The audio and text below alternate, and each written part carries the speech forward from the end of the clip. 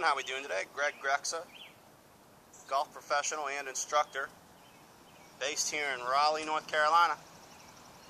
And today, we're doing a little short game work.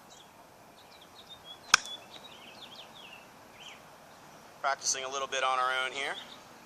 Got a handful of lessons here this afternoon. And just wanted to kind of show everybody what I've got going on here today.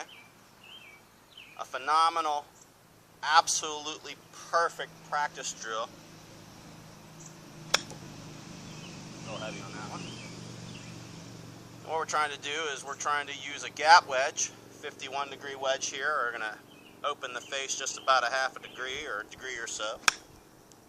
And practicing hitting to another 20-gallon bucket about 45 yards out in front of this one.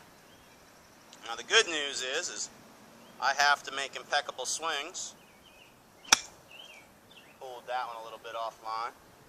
To get it to go on a direct path to my other 20-gallon bucket. Plus I have to make sure that I catch the ball cleanly and crisply to allow the ball to go into the air. I'm not trying to elevate this golf ball in any stretch of the matter.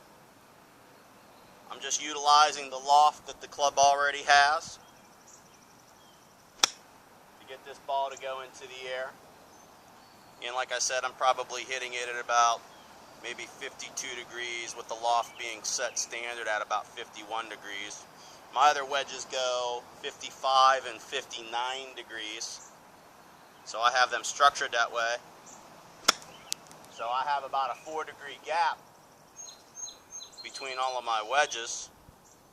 And the reason I like 4 degrees is because it gives me the most versatility. So if you're choosing new wedges,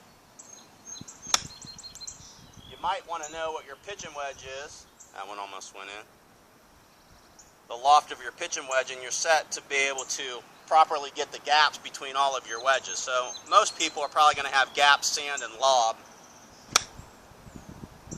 That's pretty much what I'm carrying 90% of the time, unless I play in a tournament or event where I need to alter those lofts or just change the clubs in my bag a little bit.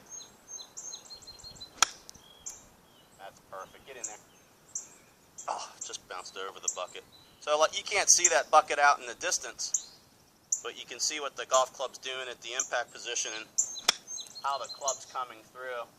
So I'm basically just clustering all these golf balls around a bucket, again about 45 yards away, and just really working on my accuracy and control. And if I hit that bucket out in the distance, most of you know that 20-gallon buckets are, a pretty good sized target.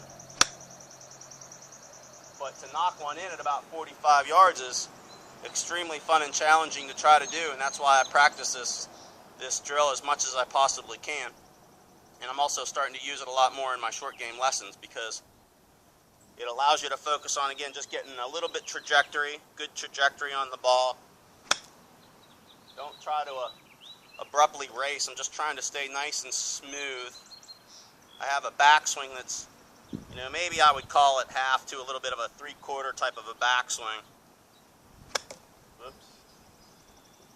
That's the one we all don't want. A little on the heavy side. A little too far behind it, you get too much dirt and that ball doesn't go anywhere.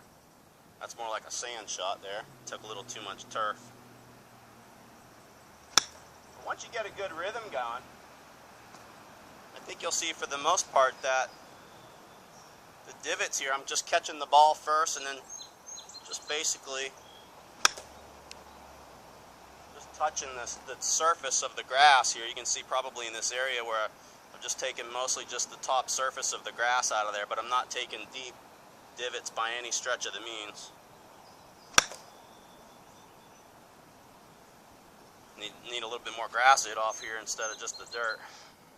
Ball sit up, get it a little bit fluffy. That certainly helps too.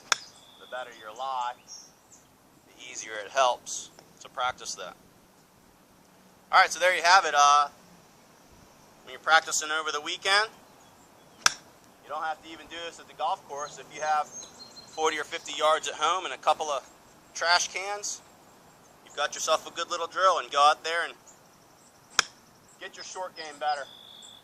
You'll enjoy the game a lot more, and It'll be a heck of a lot of fun. You can lower your scores, get your handicap down, and have a lot of fun playing the game. Get in there. Oh, hit the bucket there. All right, everyone, thanks for watching. Hope you learned a good little drill on how to improve your short game.